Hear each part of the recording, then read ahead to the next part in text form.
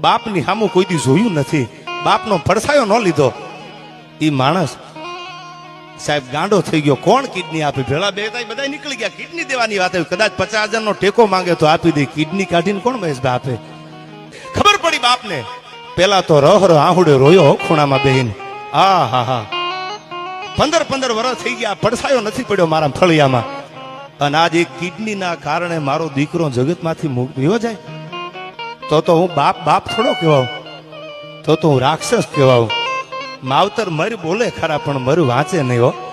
અને સાહેબને કેવરાયું કે એને કહી દેજો મુજાય નહીં, હજી એનો બાપ દુનિયામાં જીવે છે. એક નહીં બે ની જરૂર પડે જો કાઢીને ન આપી દઉં તો મારું ખોળ્યું લાજે હો. અને તેથી એક હોસ્પિટલમાં જઈ અને ડોક્ટરને કીધું કે જો એક કાઢી લો મારા હયામાંથી, મારા હાડમાંથી કિડની, અને બીજીની જરૂર હોય તો બીજી કાઢી લો. મારા દીકરા માટે ખોળ્યું ખાલી કરવાની મારી તૈયારી છે. અમારા બાપ છે યાર. મારા આજથી 30 વર્ષ પહેલા થોડુંભાઈ આવી વાત કરાય ને મારે અહીંથી. મારું ગામ સાયલા તાલુકાનું ગુંદિયાવડા. ક્યારેક આવો તો આવજો ત્યાં. મારું જૂનું ગામ 30 વર્ષ પહેલા મૂકી દીધેલું. તો પાળિયાદથી અમરા બાપુ આવ્યા અમારા ઘરે, મારા જન્મ પહેલાની વાત. તો મારા બાપુ મને વાત કરતા કે અમને શરમ થઈ કે નેવા હેઠા હતા, અમારા બાપુ નમીને આવ્યા, અમારે ક્યાં બેહારવા. પણ સાહેબ એના હૃદયનો ભાવ હતો. અને મને એટલું કહેતા હું જયારે પ્રોગ્રામ કરવા નીકળતો તેથી મને કે તું દુનિયામાં રખડજે પણ સંસ્કાર ન ભૂલાય એની ધ્યાન રાખજે, અને અવળો માર્ગ ન ભૂલાય. બસ આ બે વસ્તુ લઈને નીકળ્યો છું. એને મને આ સ્ટેજ સુધી ભોગાડ્યો છે. બાકી અમારી પેઢીઓની તાકાત નથી કાંઈ સુધી ભોગવ્યું. એ આ હોનર. અને હોનરનું નામ લેતા જ્યારથી શીખ્યો ત્યારથી ખોડુભાઈ જાહેરમાં રેકોર્ડિંગ થાય છે. કહું છું અભિમાનથી નહીં, સ્વાભિમાનથી. જ્યારથી હોનભાઈ શબ્દ બોલતા શીખ્યો ને, મને ઘણા એમ કે આ મંત્ર બોલાય, આ મંત્ર બોલાય, આ મંત્ર બોલાય. હું હૃદયથી કહું છું, કોઈ અભિમાનથી હું કલાકાર થઈ ગયો મને આવડી ગયો મુદ્દો જ નથી.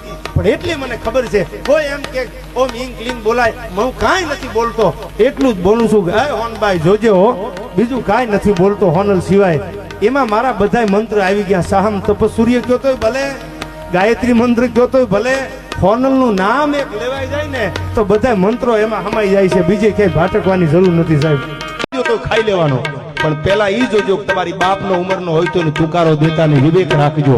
રામાયણની ચોપાઈ છે કે બિના સત્સંગ વિવેકન હોય અને રામ કૃપા બિન સુલભન હોય. કાંઈ કહેતા નહીં, બમ્પર તૂટી જાય, ગાડીના દરવાજા ભાંગી જાય, ફૂલ વીમો હોય છે કરાવી લેજો.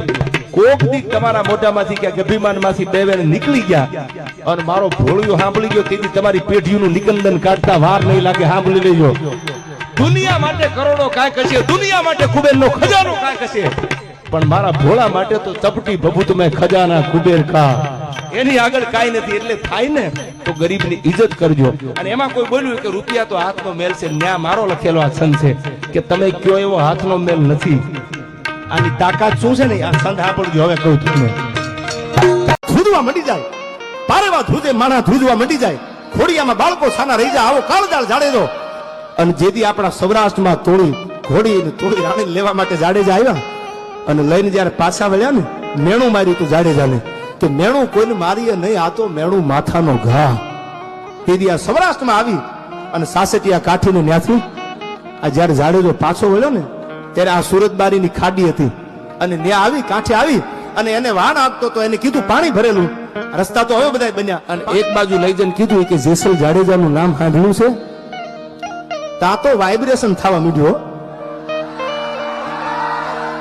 એ કે હા એ તો કચ્છની ધરતીનો કાળો નાગ છે. એ કે હું જ છું જાડેજો. એ કે બાપુ તમને થોડી ના પડાય, વી આવો. એટલે ભાઈ ઘડીક પેલા તમે એમ કેતા હતા કે મારે શર્ટ ફાટી જવાનું છે, મારે વાવાઝોડું છે, હવે કઈ નહીં નડે કે ના બાપુ વી આવો. સમાજ જયારે ઓળખાણ માંગે ને તે દી ન સમજે તો એને ઓળખાણ આપી દીજો. રાણો રાણાની રીતે જ છે ભાઈ. આ તો સમય સંજોગો એ ઝુકાવ્યા છે એટલે અમે મૂકી દીધું છે. બાકી ઈ જ છે. એ જાડેજાને કીધું કે બાપુ તમને ના નો પડાય, પણ જાડેજાએ વજન મૂકી દીધો.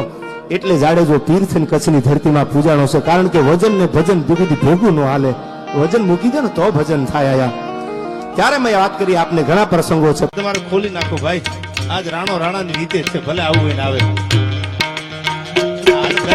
દરિયામાં રહીને મગર મસ્તી થોડું દીવાનું હોય ભાઈ. એ માંડી હોય થાય હવારમાં દ્વારકા વાળા જેવો ધણી.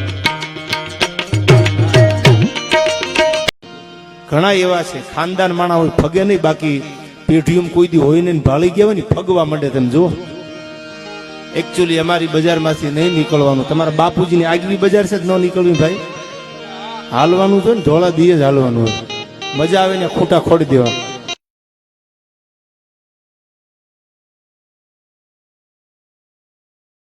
કોઈ આપણને સારું પાત્ર મળે અને તમારાથી નજીક હોય, તમે એને પ્રેમ કરતા હોય અને પછી તમને મૂકીને વહી જાય ને એટલે પીડા બહુ થાય યાર. હવે સાંભળજો આ કડીમાં, તમે લઈ ગયા હતી જે મારી નીંદની રાતો, તમે લઈ ગયા હતી જે મારી નીંદની રાતો, જે નીંદર કરવાની મારી રાત હતી, તમે મળ્યા પછી તો રાત ક્યાં વહી ગઈ ખબર ન પડી. તમે લઈ ગયા હતી જે મારી નીંદની રાતો, ઈ રાત પણ ઊભી છે સાંભળવા આપણી પ્રેમની વાતો યાર. અમારા હાલનો પૂછો, તમારા હાલ કેવા છે? અને એમ કે મુંજાતા નહીં આપણે કામ હોય ને ત્યારે ભણના દીકરા ઉભા જ નથી થતા, બેહી જ રહે છે. પાછા એમ કે અડધી રાતે કામ પડે ત્યારે ફોન કરજો ને. અમારી કઠણાઈ માથા મારતી હોય તો અડધી રાતે તમને ફોન કરવી ભાઈ. અમારી મોગલ ખાઈ ગઈ હોય તેથી અમારો ઈદી આવે તમને 12 વાગે ફોન કરવો પડે. અમારી મોગલ દી ન આવવા દે ભાઈ. કારણ કે તેથી સત્ય સાંભળવાની તૈયારી હતી. તમે ખોટા ને ખોટો બોલો ને તો સ્વીકારી લે, મારી ભૂલ હશે એટલે કીધું છે. અટાણે તો તમે ચાઇનાના પંપ રાખો ભલે ને ખાંજે ડાયરા હંકેલવા પડે ભાઈ. એટલે નક્કી કરી લીધું છે કે હવે બહુ જાદુ નથી બોલવું, પણ પીડા થાય અંદરથી.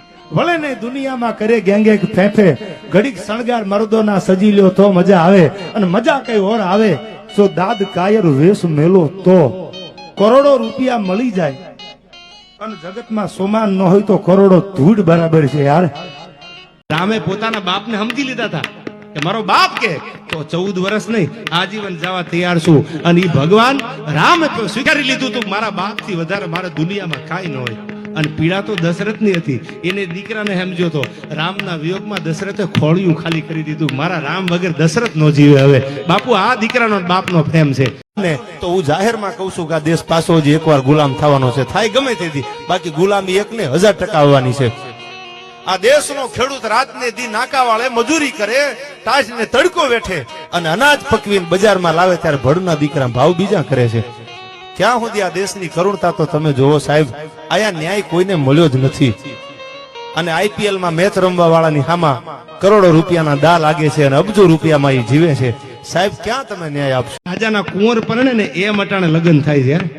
તમને એમ થાય કે રાજાનો કુંવર પરણે છે. અમે તો બધા તાણમાં યાર પૈસા જ નતા તેદી વારામાં વહી આવ્યા. મોટામાં મોટી તાણ અટાણે સાલું કોકના બેન્ટ વાજે સાંભળીને આમ માથા ઉપર ઘા થાય છે. વળી પાછો રાજીપો વ્યક્ત થાય કે સાલું આ તો ભાગ્યશાળી છે ને. અમારું ભલે થવું હતું થઈ ગયું, પણ આ તો ભાગ્યશાળી ને, એનું ભગવાન સારું કરે. એટલે એ મુદ્દાની વાત છે કે કોઈનું સારું જોઈએ, કોઈ એવું ભગવાન આપણને સદબુદ્ધિ આપણે કોકના ફૂલેકા જોઈને આપણે આડા ઉભા ન રહી જાય. અમુક I never compromise my self respect. જે માણસને પોતાના જીવનમાં સમાન વાલું ન હોય એ માણા નથી, જનાવર સમાન છે યાર. ભગવાન રાઘવેન્દ્ર સરકારે લડાઈ કરી એ સોમાનની લડાઈ હતી. પછી દુનિયા જે ગણે, તમને દુનિયા જે નજરથી જોઈ દુનિયાનો પ્રશ્ન છે. ઈ તમને ક્રિમિનલ ગણે તો ભલે, ઈ તમને બીજા ત્રીજા ભેદથી જોયો તો ભલે, ઈ પ્રશ્ન ઈનો છે. તમે તમારા સમાન માટે લડતા હો તો ઈ તમારું સમાન છે. પંકજ છયા બ્લોક મારી મામાની ચેનલ છે, તેને લાઈક કરો, શેર કરો, સબસ્ક્રાઇબ કરો, કોમેન્ટ કરજો. બધાને જય દ્વારકાધીશ.